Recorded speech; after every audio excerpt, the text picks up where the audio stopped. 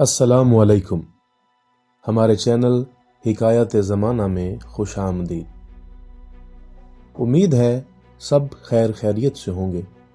आइए कहानियों की दुनिया में खो जाते हैं, जहां हर कहानी एक नया सबक, एक नया दर्स और एक नई सोच लेकर आती है।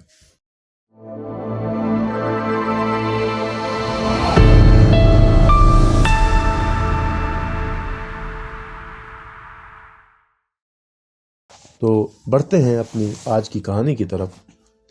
एक मर्तबा का जिक्र है, एक मुल्क का बादशाह बहुत रहमदिल और नेक था। रियाया के हक में बहुत अच्छा था। चुनांचा तमाम रियाया इससे मोहब्बत करती थी और उसे खूब दुआएं देती थी। उसी मुल्क के एक दूर दराज गांव में एक किसान रहता था, जिसकी ये ख्वाहिश थी कि अपना नेक दिल बादशाह की ज़ियारत की जाए और उसे कोई तोहफा दिया जाए। उसने अपनी बीवी से मशवरा किया कि मैं बादशाह को मिलने के लिए जाना चाहता हूँ और मेरी ख्वाहिश है कि मैं उसे कोई तोहफा भी दूं।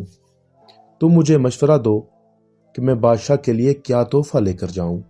बीवी ने कुछ देर सोचा और कहा कि बादशाह के पास तो हर चीज होगी, हम उसे क्या तोहफा दे सकते हैं।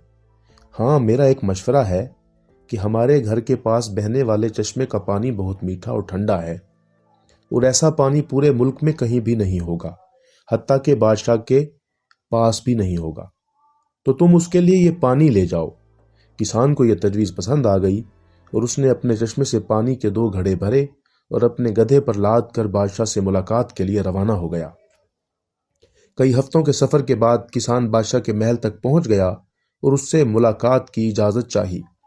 इजाजत मिलने पर बादशाह को तोहफा पेश किया और उसे बताया कि ये मेरे गांव के चश्मे का पानी है और ऐसा मीठा और ठंडा पानी आपको पूरे मुल्क में कहीं भी नहीं मिलेगा।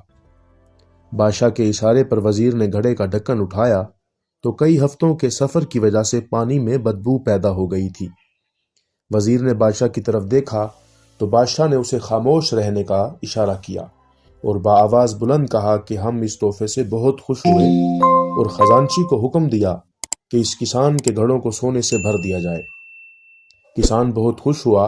बादशाह ने वजीर को बुलाकर चुपके से कहा कि पानी को गिरा देना और वापसी पर इस किसान को उस रास्ते से गुजारना जहां हमारे चश्मे हैं, ताकि इसे इल्म हो कि हमारे पास पानी के कितने चश्मे हैं और इनका पानी कितना ठंडा और फरहत बख्श है।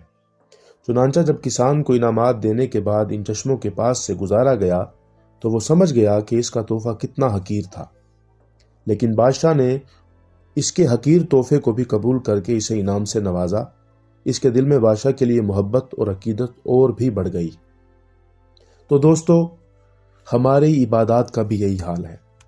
हम जो टूटी फूटी इबादत करते हैं तो हम इसे बहुत अच्छी समझते हैं और अपने मालिक के हुजूर पेश करते हैं।